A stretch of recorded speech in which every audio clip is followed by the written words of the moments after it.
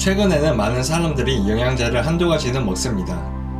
건강을 유지하는 습관 중 비교적 쉽고 가성비가 좋기 때문입니다. 실제로 종합 비타민제를 꾸준히 먹는 경우 암 발생률이 8% 떨어지고 비타민 D 보충제를 먹는 경우 암 사망률을 12%나 줄일 수 있다는 연구가 발표된 적이 있습니다.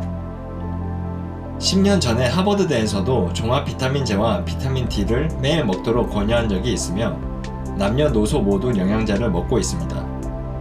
그러나 우리는 영양제의 종류가 너무 많기 때문에 어떤 영양제를 먹어야 할지 항상 고민하는데요. 지금부터 영양제를 고를 때 어떤 점들을 고려하는 것이 좋은지 설명해 드리겠습니다. 첫째, 영양제의 영양 성분 표시 항목에 속지 마세요. 일반적으로 사람들은 비타민의 종류가 많고 함량이 높은 영양제가 좋다고 생각합니다. 그러나 꼭 그렇지는 않습니다. 중요한 것은 영양제의 질입니다. 같은 종류의 비타민이 같은 함량으로 들어있다고 해서 동일한 질을 보장하는 것은 아닙니다. 오리지널 약과 복제 약의 차이와 비슷하다고 보시면 됩니다. 오리지널 약과 복제 약의 경우에도 성분은 동일 성분이지만 제약 회사에 따라 흡수율과 생체 이용률이 차이 납니다. 영양제도 마찬가지로 무엇을 재료로 어떤 과정을 통해 만들었는지에 따라 영양제의 질이 달라집니다. 따라서 영양제를 고를 때 브랜드가 있는 회사나 역사가 오래된 회사에서 만든 영양제를 사는 것이 좋습니다. 안타깝게도 영양제를 만드는 회사들은 다국적 제약 회사들과 같이 크지는 않습니다. 인허가 과정이 까다롭지 않아 팔고 나면 그만인 경우가 많기 때문입니다. 따라서 앞으로 살 때에는 영양제를 만드는 회사가 믿을만한 회사인지를 꼭 보는 것이 좋겠습니다. 둘째, 인터넷과 미디어에 떠돌아다니는 정보를 믿지 마세요. 많은 소비자들이 인터넷으로 영양제를 검색하여 구입합니다. 그러나 인터넷을 비롯한 대부분의 미디어들은 상업적인 오염이 심각합니다. 특히 영양제의 경우 더 심각합니다. 영양제를 만드는 회사들은 검색을 했을 때 상위에 노출되기 위해 미디어에 돈을 지불하기도 합니다. 특히 조심해야 할 매체는 블로그나 카페이며 최근에는 페이스북이나 인스타그램도 많이 오염되어 있습니다. 따라서 영양제와 관련한 정보를 인터넷에서 얻는 것은 바보입니다. 공중파에서 방영하는 건강 프로그램들도 상당수가 오염되어 있으며 홈쇼핑에서 영양제를 파는 비슷한 시간대에 방송함으로써 매출을 올리기도 한다고 합니다. 따라서 제대로 된 정보를 얻기 위해서는 차라리 의사에게 직접 물어보는 편이 낫습니다.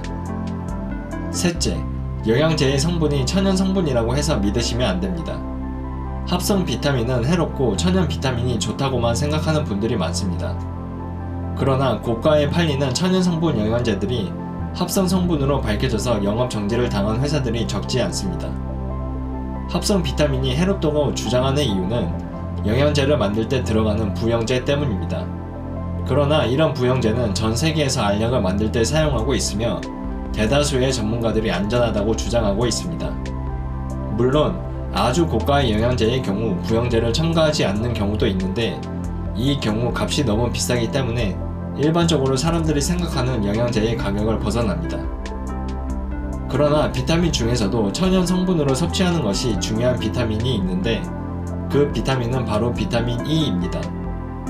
영양 성분 표시 항목에 D-알파 토코페롤이라고 적혀 있으면 천연 성분이라는 뜻이고 D-L-알파 토코페롤이라고 적혀 있으면 합성 비타민 E이기 때문에 피하는 것이 좋습니다. 비타민 E의 경우 천연 성분이 합성 성분보다 좋다는 의학적인 증거가 있기 때문에 천연 성분으로 드시는 것이 좋습니다. 넷째, 질병을 치료하는 목적으로 영양제를 먹으면 안 됩니다. 영양제는 약이 아닙니다. 건강기능식품입니다. 즉, 부족한 영양소를 보충해서 간접적으로 건강을 돕는다는 생각으로 먹는 것이 좋습니다.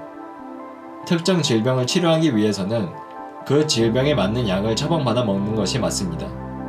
예를 들어 고혈압을 치료하기 위해서는 고혈압 치료제를 먹는 것이 좋습니다.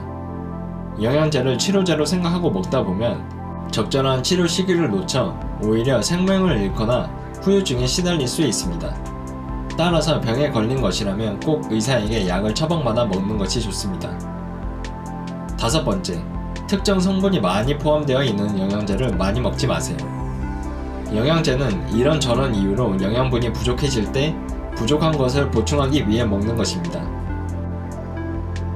따라서 이미 영양이 충분한 경우에는 굳이 영양제를 먹을 필요가 없습니다. 우리가 보충해줘서 우리에게 도움이 되는 영양소에는 비타민 D, 유산균, 칼슘, 오메가3와 같은 것들입니다. 물론 이 성분들도 과다 복용하면 좋지 않지만 부족한 경우에는 꼭 보충해주는 것이 좋습니다. 6번째, 활성 비타민제를 남용하지 마세요. 활성 비타민이란 음식에 담겨있는 그대로의 성분이 아니라 제약회사에서 인위적으로 몸에서 좀 더 빨리 비타민의 기능을 발휘할 수 있도록 변형한 제품들입니다. 약국에서 판매하는 대부분의 비타민제들이 여기에 포함됩니다. 이런 활성 비타민제의 장점은 효능이 빠르다는 것입니다. 먹자마자 피로감이 사라지고 기운이 날 수도 있습니다. 그러나 매일 활성 비타민을 먹는 것은 건강을 위해 좋지 않습니다. 왜냐하면 원래 몸에서 자연스럽게 해야 할 일을 영양제에만 의존하게 되는 것이기 때문입니다. 즉 몸에서 자연스럽게 이루어져야 하는 과정들이 비활성화될 수도 있습니다. 7번째, 해외 직구가 답은 아닙니다. 나이가 드신 분들은 해외 직구를 잘 하지 않지만 젊은 사람들은 해외 직구를 많이 합니다. 특히 영양제의 경우 외국 회사들이 더 유명하기 때문에 영양제를 해외 직구하는 경우가 많습니다. 해외로 눈을 돌리면 제품도 다양하고 가격도 상대적으로 저렴하기 때문에 소비자 입장에서는 좋은 것이 사실입니다. 그러나 어떤 제품이 좋은 제품인지에 대한 가이드라인이 없습니다. 게다가 부작용이 우려되는 고함량 제품들도 적지 않게 있습니다. 예를 들어 11 비타민 D 섭취량이 상한선을 넘는 제품들도 판매되고 있습니다. 아직 효능이나 안정성이 충분히 검증되지 않은 성분들도 판매되고 있고 이런 비타민제들을 먹고 부작용이 생겨도 피해에 대해 보상해주는 회사들이 해외에 있기 때문에 보상 절차가 굉장히 복잡한 것도 단점 중 하나입니다. 마지막으로 비타민은 주사를 맞는 것보다 먹는 것이 좋습니다. 평소보다 피곤하거나 시름시름 앓을 때 병원에 가서 영양제를 맞는 사람들이 있습니다. 병원에서는 비타민 D뿐 아니라 각종 비타민과 아미노산이 혼합된 마늘 주사나 신데렐라 주사를 놓기도 합니다.